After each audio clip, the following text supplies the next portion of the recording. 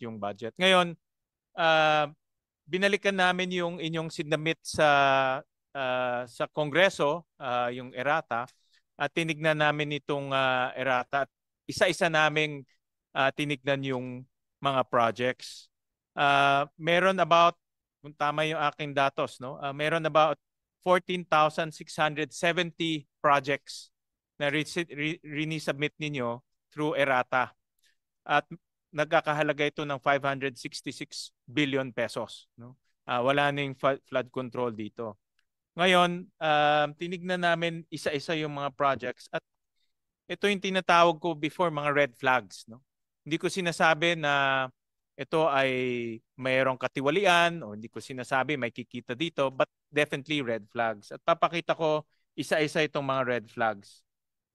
In slide 27, nakita namin na marami tayong mga kalsada na walang station number.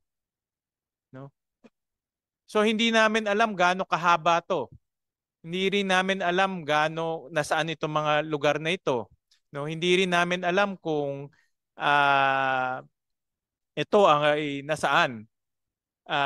Sinabi sa amin na nagbibigay ng station number mga national roads lang. No?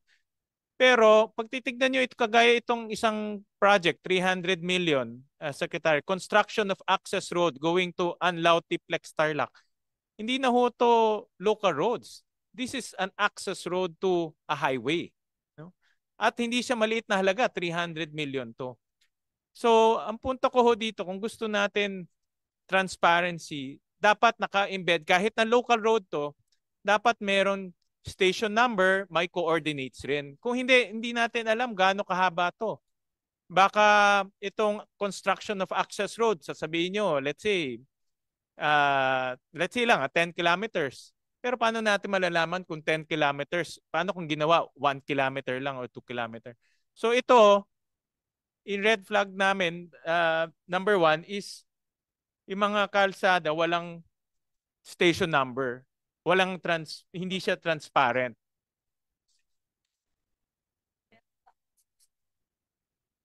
Yun. So this is red flag number 1. Red flag number 2, ito yung yan. Ito yung mga duplicated projects. And I have to give credit to the department. Nakita namin yung duplicates, bumaba na lang to 40 items. No? So nung una yan, libo ho yan. No? No? So ito bumaba nila ng 40, meron pa natitira. In other words, kaya sinabi nyo kanina, 'di ba? Kung meron pa, tingnan natin. Kung titignan nyo nga ho yung mga ibang projects ho dito, kunwari itong construction of multipurpose building in Putulan, City of Muntinlupa, 'di ba? 10 million. In the same year, may rehabilitation of the same multipurpose building. So nag-construct siya, tapos in the same year, magre-rehabilitate siya ng the same building. Parang katawa-tawa naman ho ito. Diba? At makita namin maraming ganyan. No? Although 40 na lang. Actually, in fairness to the department, dati nung nakita namin, thousands ho ito, na-reduce na to 40. The next red flag, yung split into, next 31. Yan, splitting. Ito ho, ito. Meron, again, no? In fairness ho, itong splitting ho is 42 na lang. No? Dati, thousands rin ho ito eh. No? Na-reduce na nga ho ito into 42 items. No? At kasi makikita natin phase 1, phase 2, phase 3. Dati nga ho may phases na bridge. So hindi ko alam bakit nagkaroon ng phases na bridge. Una yung pataas, pababa. Kaya nawala na rin ho. In fairness to the department na nawala. Ang hindi ho nakita ng department, itong red flag number 4. Kasi ang tinignan nyo lang in GAA 2026. Tinignan rin namin in GAA 2025. No? At nakita namin na merong 9,613 projects na nasa GAA 2025 nag-reappear. Ang tawag ho namin dito, reappear in GAA 2026. Point out 1 yung bridge. In GAA 2025, yung Bravo Bridge, Palayan, Nueva Ecija, nagkaroon ng 30 million. The same bridge, 2026, Bravo Bridge, Palayan City, Nueva Ecija, 100 million.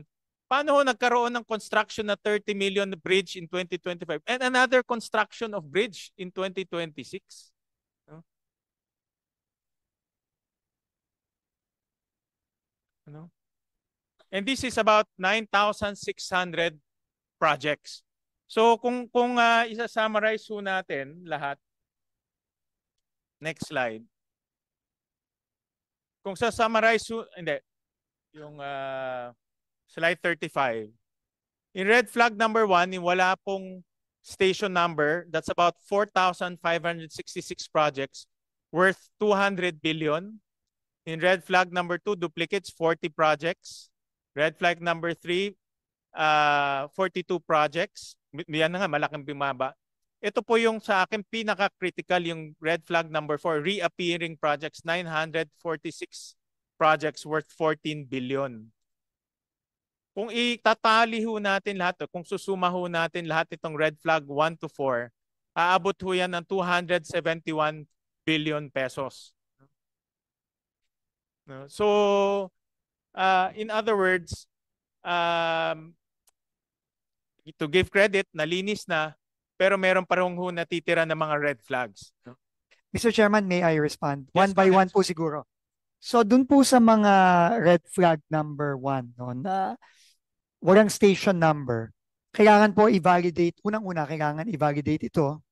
Meron naman pong, I'm assuming po may listahan po tayo nito, no? And so we can ask the implementing units, yung mga RDs, yung mga DAs to validate, number 1.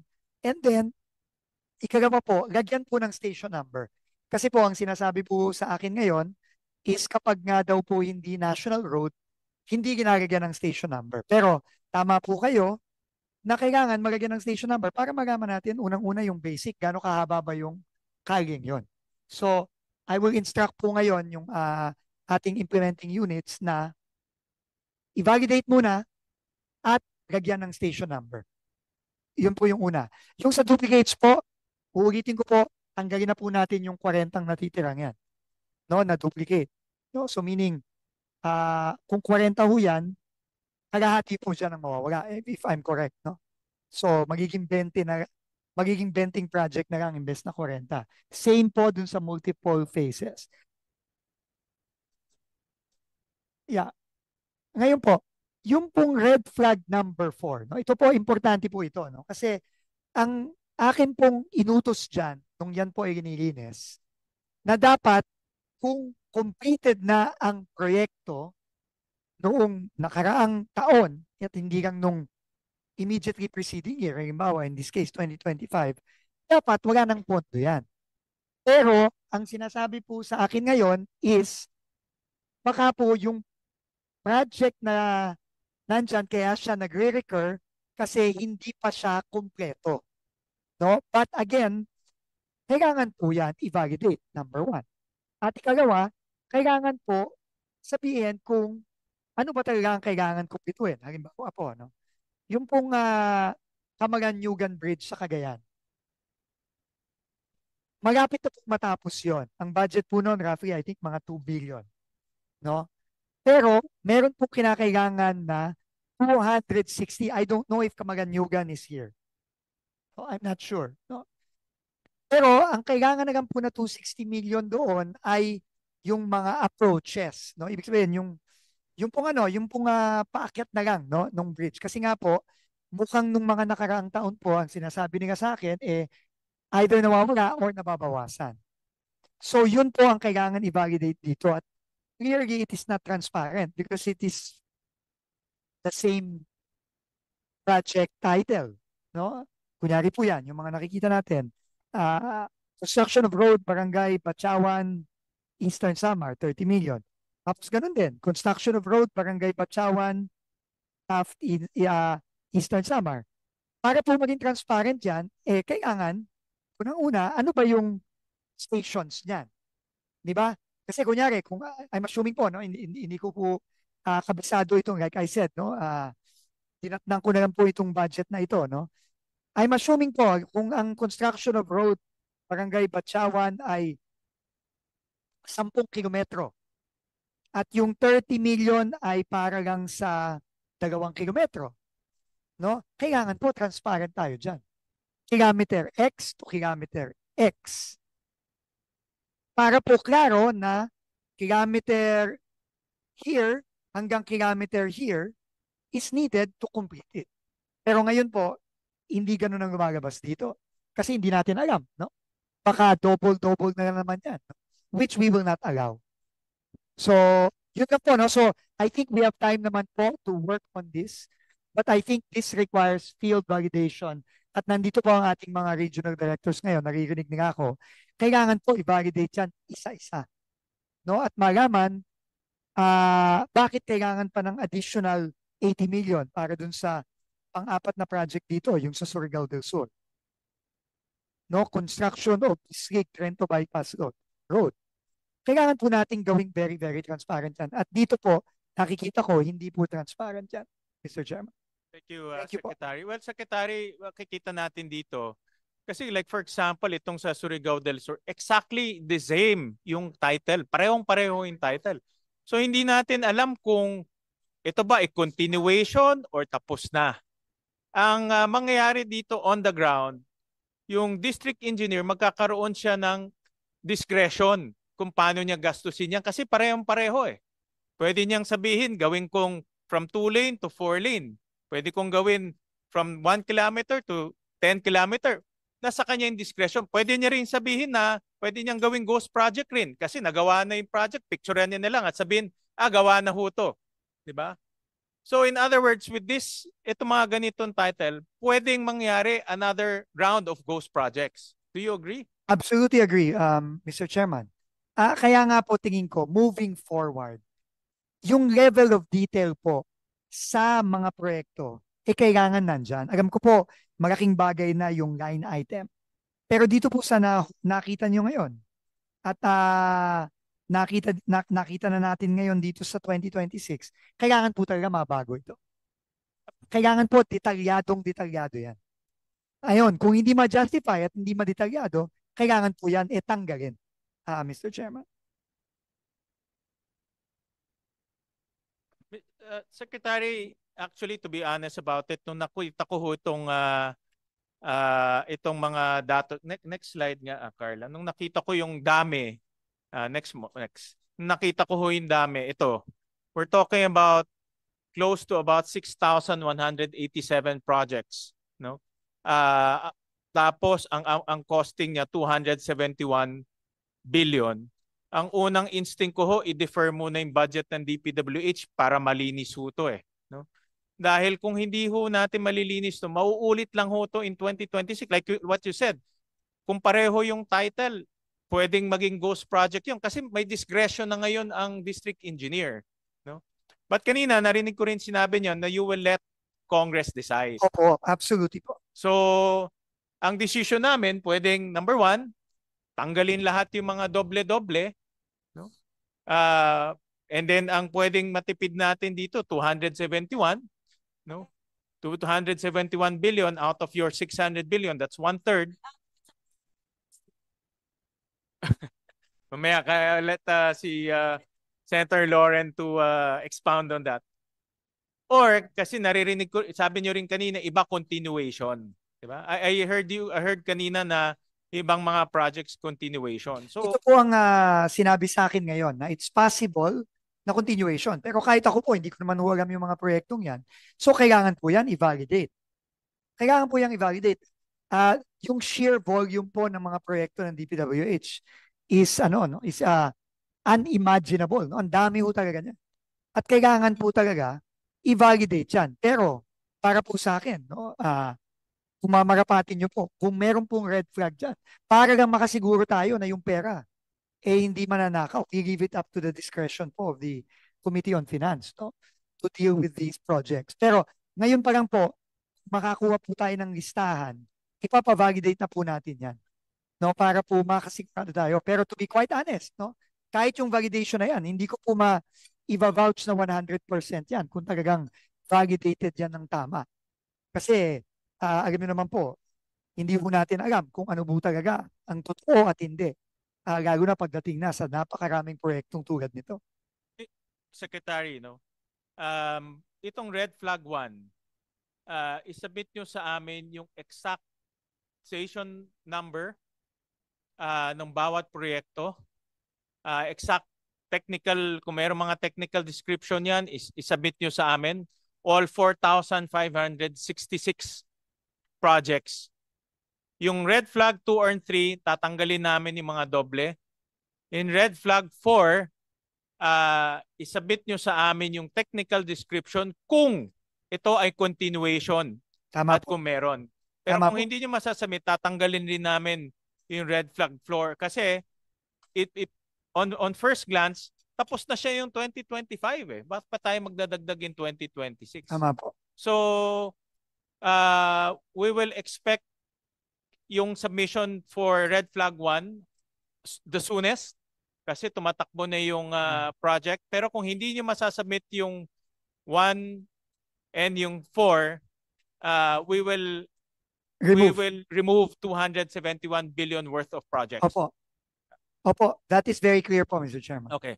Kasi Thank you, narinig Mr. ko kanina, Chairman. sabi niyo leave it to Tama the po. discretion. So that based on our analysis, yung 271 right now are all na doble, nag-reappear, yung iba ay Tama hindi po. mahanap kasi walang station number. No? So yan ang mai-save natin. Tama Mr. po. Chairman. Mr. Chairman. We agree, Mr. Chairman. Yeah. Only on that point, Mr. Chairman. Sec Vince, sinabi ko kanina trust, 'di ba? Trust.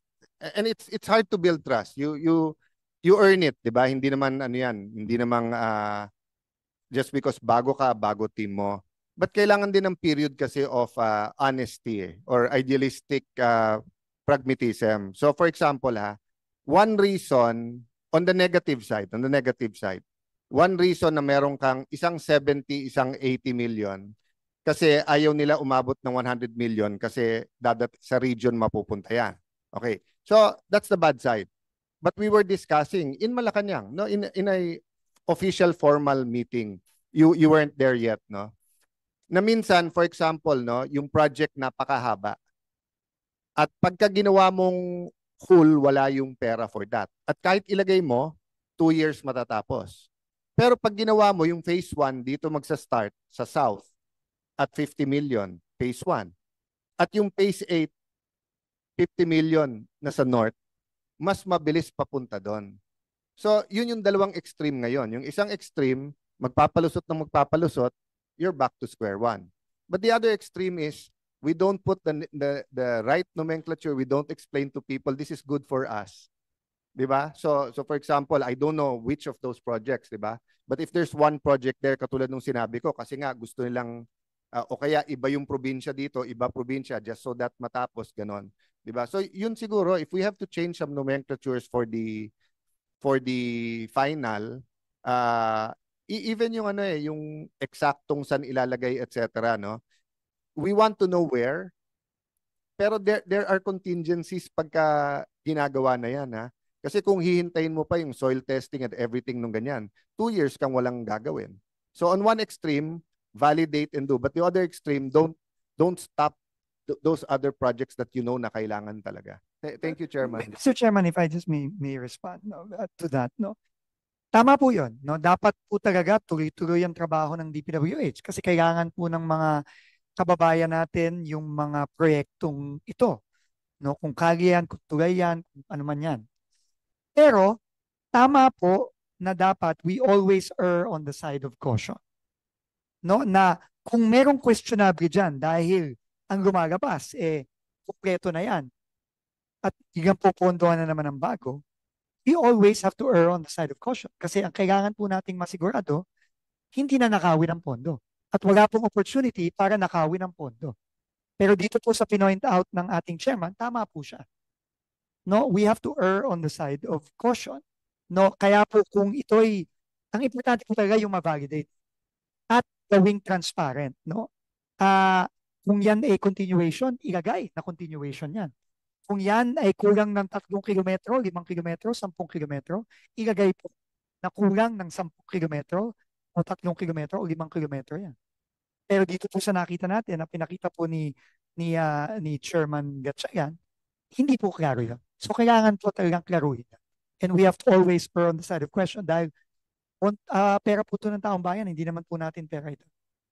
Thank you, Secretary. And yung sasabit nyo sa amin na station number and other technical description, I consulted with our secretariat. Ilalagay namin as annex to those projects.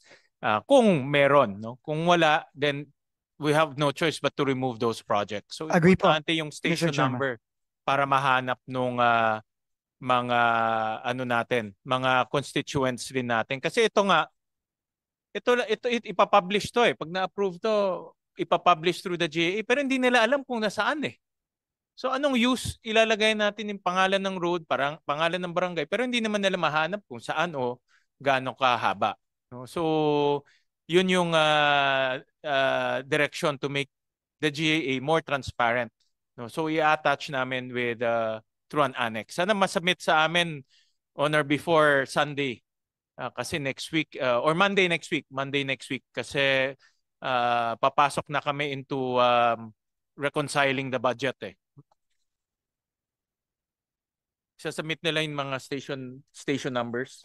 Oo. Mr. Chairman, makukuha naman po natin yung listahan ito no, ngayon. Yes, we can Yeah. provide Thank you very much po. with the list. Thank you very much, Mr. Yeah, Chairman. yeah. Chair. Allow me to express my appreciation for your 271. And I discovered it was young female interns na matatalas daw ang mata na nakakuha nun. Sino ba yung mga ano? Sabi ng mga staff mo.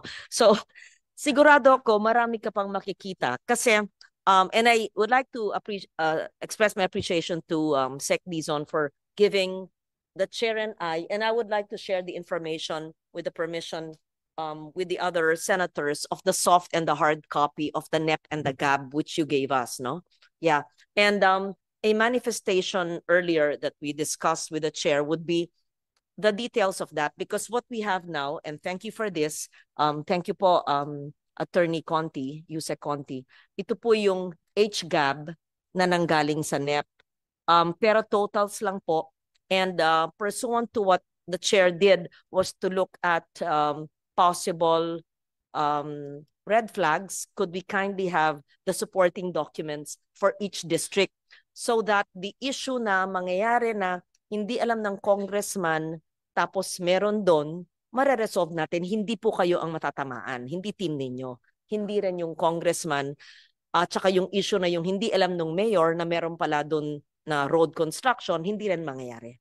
So yon, and we will all look at the possible red and blue flags that you've seen in the details of the fine print of the congressional district. This is also for the protection of each congressional representative to make sure they know exactly what's happening in the respective districts. Thank you. May we have that po this afternoon. Otherwise, we'll have a second hearing because we have to study all of that. You have naman the supporting documents of this, right? Oo. Opo, I'm told that we do. Okay. So You can give us the soft copy. Then it Opo. can be distributed. Soft na lang. Thank you. Thank you, Senator Lauren. And what we did is dahil ang daming proyekto, almost 14,000, almost 15,000 projects.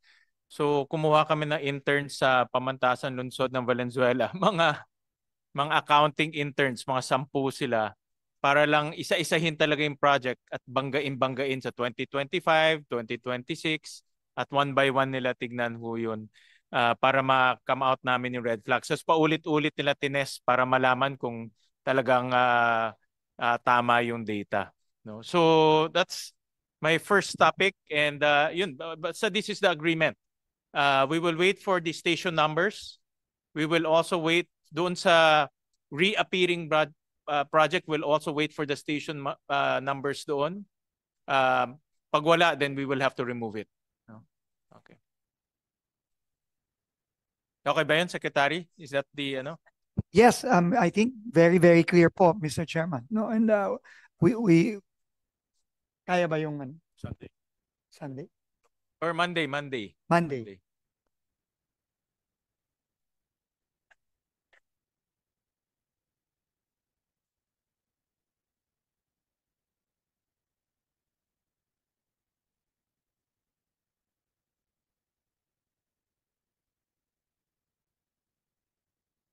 Mr. Chairman, if you just excuse, I think there's a technical discussion ongoing po because I don't think this I don't think this has been done before, so they don't know how to do it yet. No, but But Secretary, this reveals a glaring weakness in the process. very clear, Dapat Mr. Chairman. Yung mga district engineers, bago nagsasubmit sa inyo, meron ng station number yan.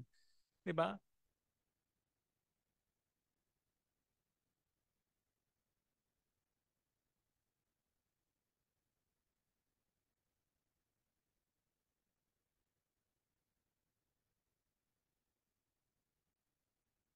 Yes.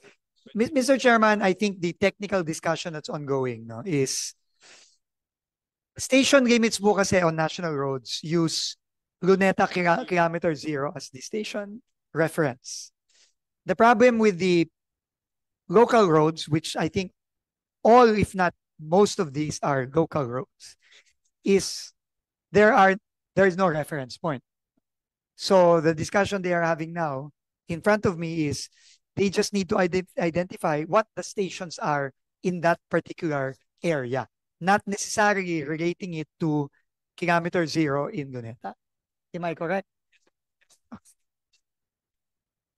In order to make sure, Mr. Chairman, that there are no overlaps. Kasi what you are showing here is there are potential overlaps which may result in corruption opportunities.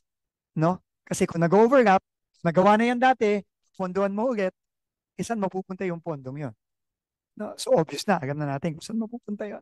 So yun po ang but I think they can do it, Mr. Chairman. Well, they have to do it, because if they don't do it, then the project will just be simply removed. Thank you, Mr. Chairman. Thank you for this. Thank you, Secretary, for that. Kaya nga, it's a gap in the process. Dapat, bago nagsasubmit yung mga district engineer, meron ng technical description yun, may station number na, para pag akyat sa inyo sa central, hindi na kayo maghahabol pa. No?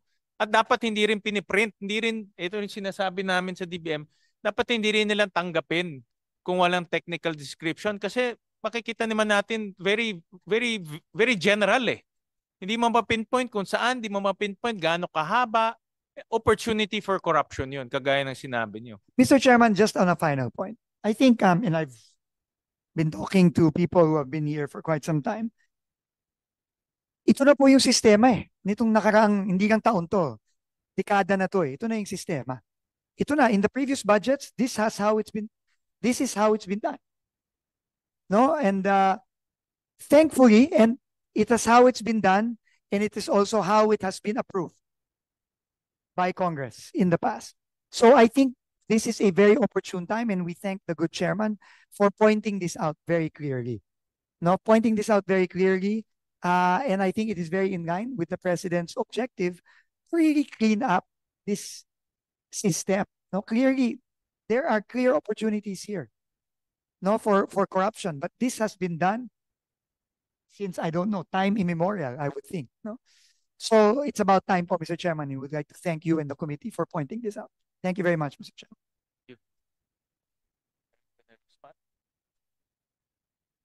Thank you, Mr. Chair. Let's talk about clearing the system, Mr. Secretary. Let's go to the